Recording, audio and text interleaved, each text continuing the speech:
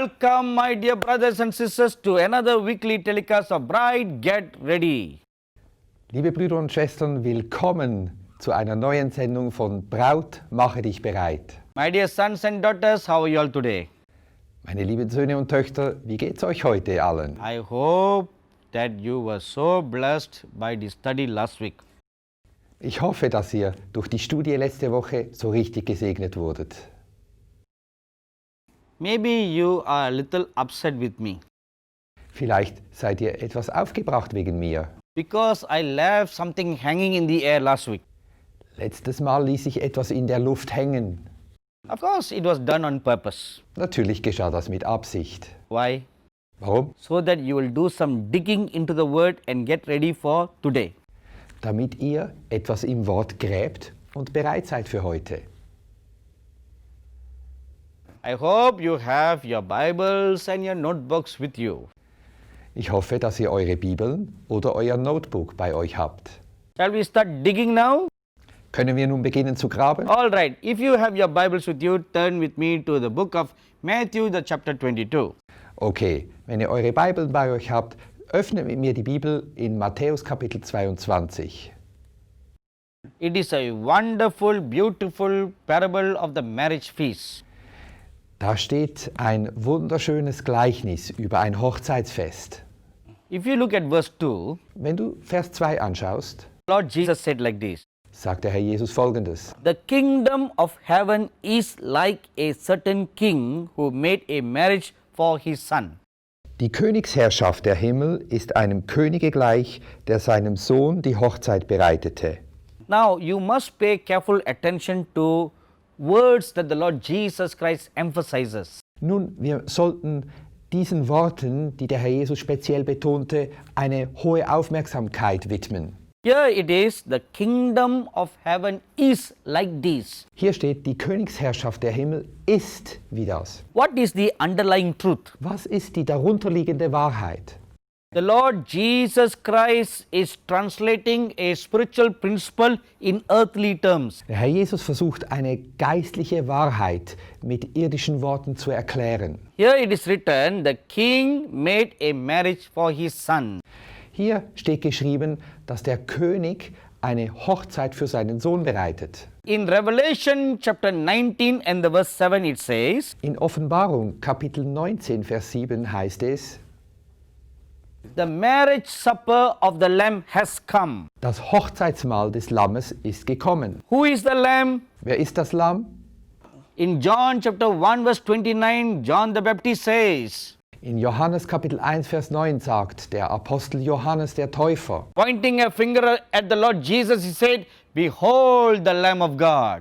dort deutete er mit dem Finger auf Jesus und sagte, sieh dort, das Lamm Gottes.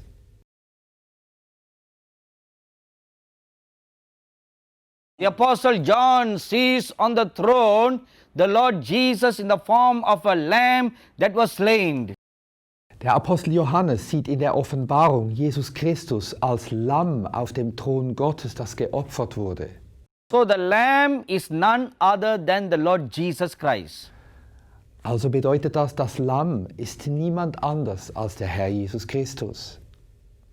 So we can say Revelation 19:7 like this. So können wir eigentlich Folgendes sagen. The marriage supper of the Lord Jesus Christ has come. Das Hochzeitsmahl des Lammes Jesus Christus ist gekommen. And who is the Lord Jesus Christ? Und wer ist der Herr Jesus Christus? John 3:16 says Johannes 3,16 sagt uns, that he is the Son of God.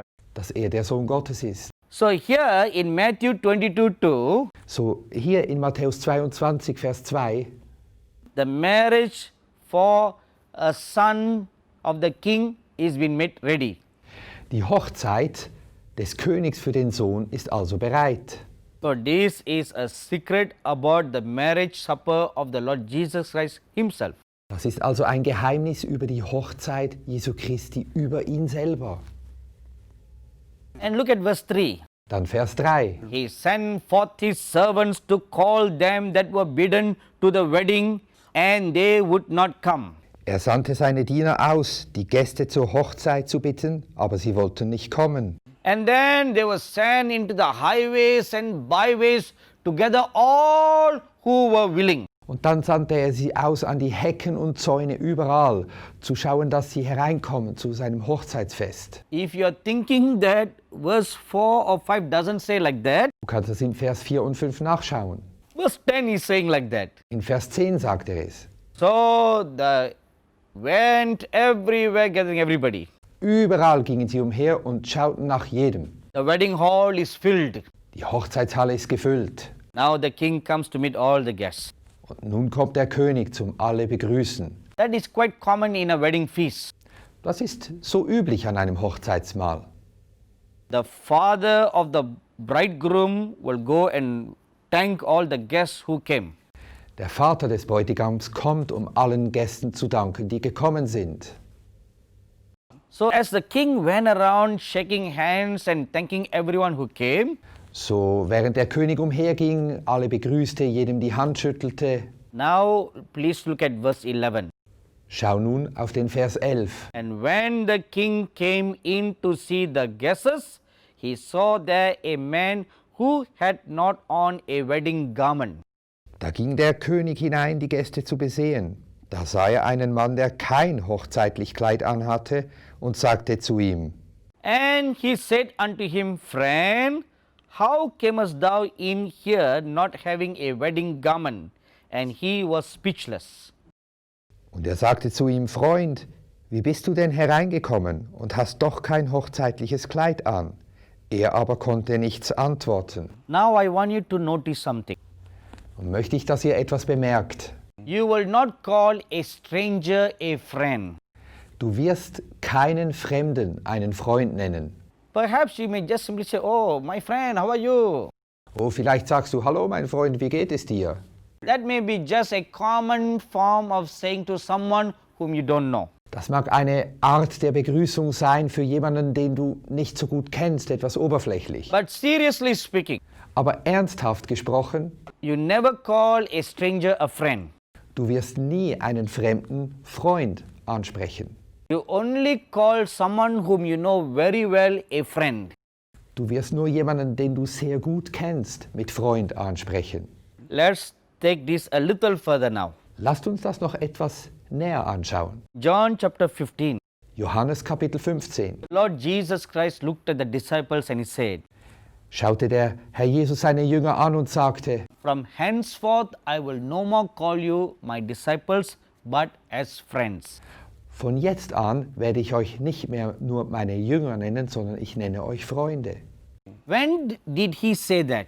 Wann sagte er das? Not at the beginning of his ministry. Nicht am Anfang seines Dienstes. In the beginning of his ministry, he selected 12 disciples. Zu Beginn seines Dienstes wählte er seine Jünger.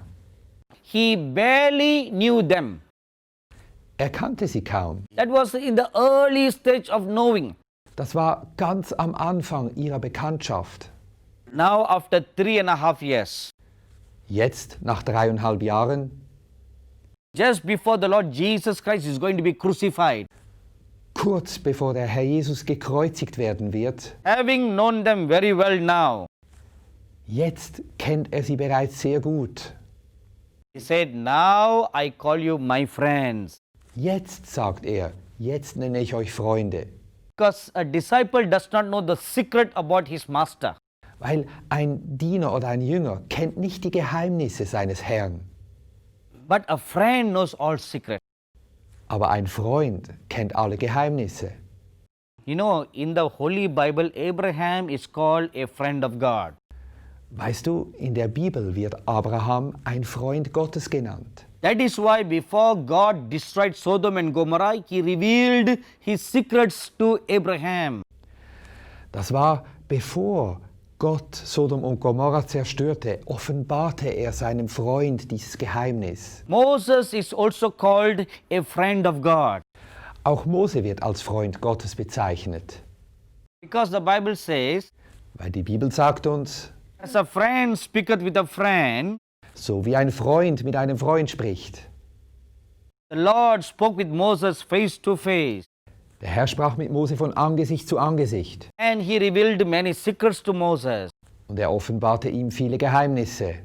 So now we have established something. Wir haben also etwas jetzt klargestellt. A friend is not a stranger. Ein Freund ist nicht ein Fremder. Are you all in agreement now? Sind wir uns da alle einig? Okay, now let's look further. Okay, gehen wir weiter. So the king is asking, friend, where is your garment? So, der König fragt den Freund, Freund, wo ist dein Mantel? Does this mean that this man came to the wedding naked?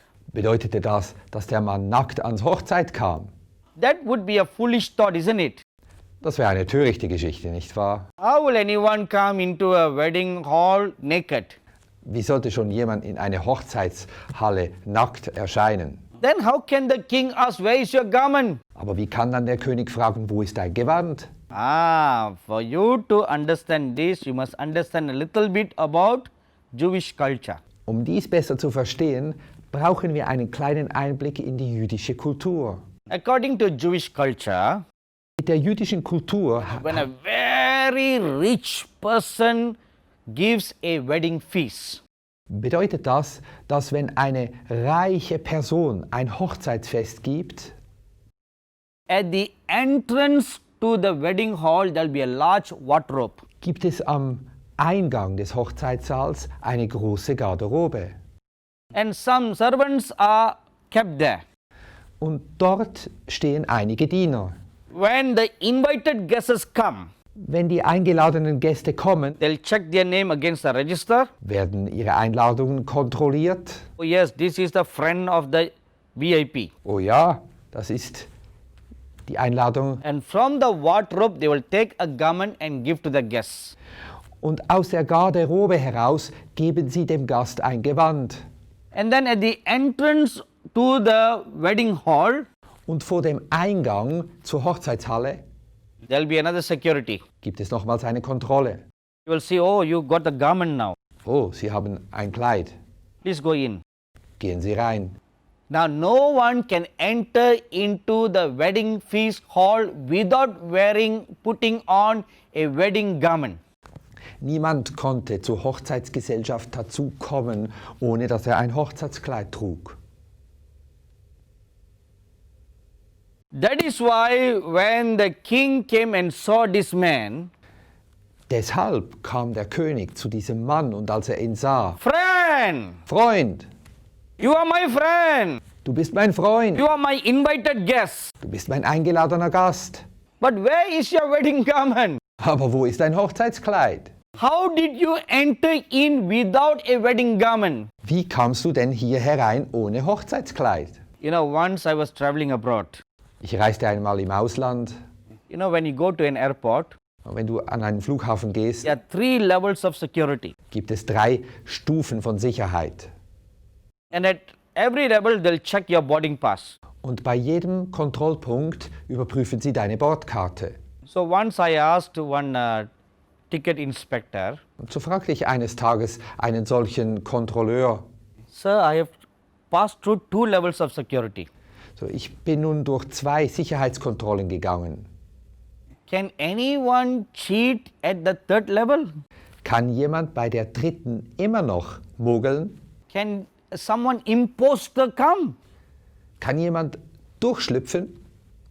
That officer looked at me very seriously. Der Mann schaute mich sehr ernst an. He said, Sir, even at that level, there have been some imposters. Sogar bei der 3. Kontrolle könnte es geschehen, dass jemand durchschlüpft. So it is possible. Es ist möglich. So the friend could not have passed through to security into the wedding feast hall without a garment. So, eigentlich hätte der Freund nicht eintreten können in die Hochzeitshalle ohne Hochzeitskleid. Definitely he must have worn a wedding garment.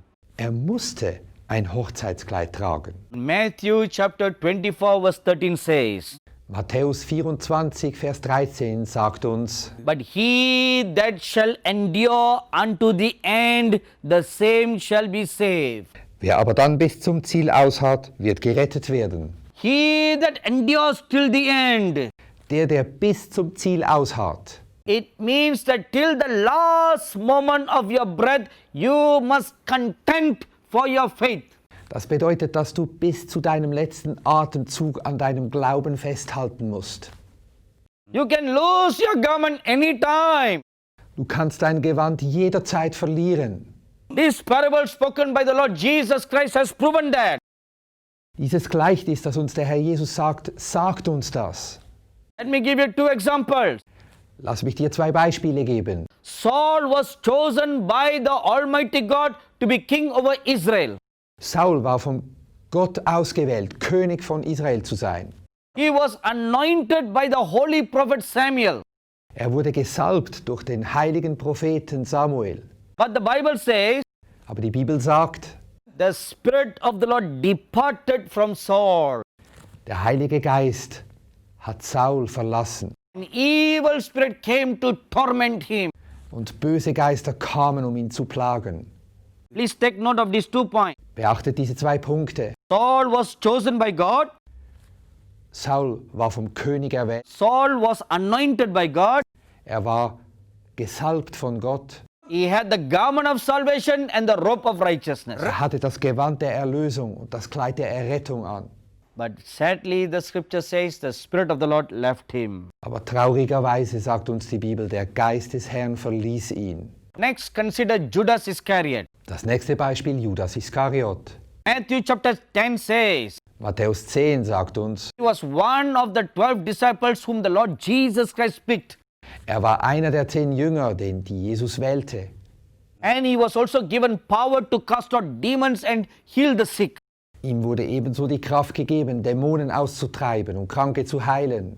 In Luke chapter 10, it says like this, In Lukas 10 heißt es Folgendes. that they all perform mighty signs and wonders. Sie alle taten große Zeichen und Wunder. So Judas Iscariot saw the Lord Jesus Christ face to face, Judas sah den Herrn von Angesicht zu Angesicht, called by God, gerufen von Gott, anointed by God.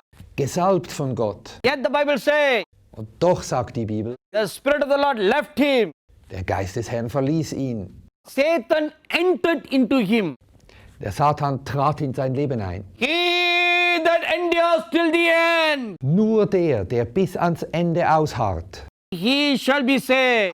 er wird gerettet werden. Dearly beloved sons and daughters, Meine lieben Söhne und Töchter, salvation is not automatic.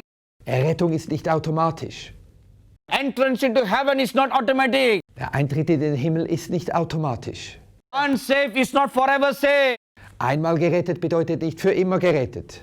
It is true that when you become born again, you are saved from all your sins and broken free from the curse of the law. Es ist wahr, dass wenn du wiedergeboren wirst, dass du errettet wurdest von jeder Sünde und dass du befreit wurdest vom Gesetz der Sünde. But from that moment till you die, Aber von diesem Moment an, bis du stirbst, you must contend for your faith. musst du an deinem Glauben festhalten. You must guard your salvation. Du musst deine Errettung bewachen. You must endure till the end. Du musst aushalten bis ans Ende. You must guard your garment. Bewache dein Kleid. Now turn your Bibles with me to the book of Revelation. Kommt mit mir in der Bibel, Offenbarung. Look at chapter 3 verse 11. Schaut auf Kapitel 3, Vers 11. Behold, I come quickly. Hold that fast which thou hast, that no man take your crown. Ich komme bald, halte darum fest, was du hast, damit keiner dir deinen Kranz wegnehme. What is this crown? Was ist das für eine Krone? It is the crown of life, Es ist die Krone des Lebens. given to those who are born again. Für die, die wiedergeboren sind. The Lord Jesus said, hold to your crown that you don't lose it. Und der Herr Jesus sagt, halte deine Krone fest, dass du sie nicht verlierst. Means if you are careless, you can lose it. Du siehst, du kannst sie verlieren. And the Holy Bible also says, Und die Heilige Schrift sagt uns auch, Revelation chapter 2 verse 5, Offenbarung Kapitel 2, Vers 5. remember therefore from where thou art fallen, and repent, and do the first works, or else I will come unto thee quickly, and will remove thy lampstand out of its place, except thou repent. Denke doch daran, von welcher Höhe du herabgesunken bist. Kehre um und vollbringe wieder die Taten wie früher. Wenn nicht, so komme ich über dich und werde deinen Leuchter von seiner Stelle stoßen, wenn du nicht umkehrst. Lampstand represents the presence of God in your life and in a church. Der Leuchter symbolisiert das Leben in Christus, in der Gemeinde und mit dir. Here the scripture says it can be removed. Und hier sagt die Schrift, er kann weggestoßen werden. The Spirit of the Lord left Saul. Der Geist des Herrn verließ Saul. The Spirit of the Lord left Samson. Der Geist des Herrn verließ Simson. The Spirit of the Lord left Judas. Der Geist des Herrn verließ Judas. And here the Lord says, I will remove the lampstand. Und hier sagt der Herr, ich werde den Leuchter wegstoßen. Oh, bride of the Lord, make yourself ready. Braut des Herrn, mache dich selber bereit. For the marriage supper of the Lamb of God has come. Für das Hochzeitsmahl, denn es kommt. We will continue this study next week. Wir werden diese Studie nächste Woche weiterfahren. God bless you all. Gott segne Sie alle.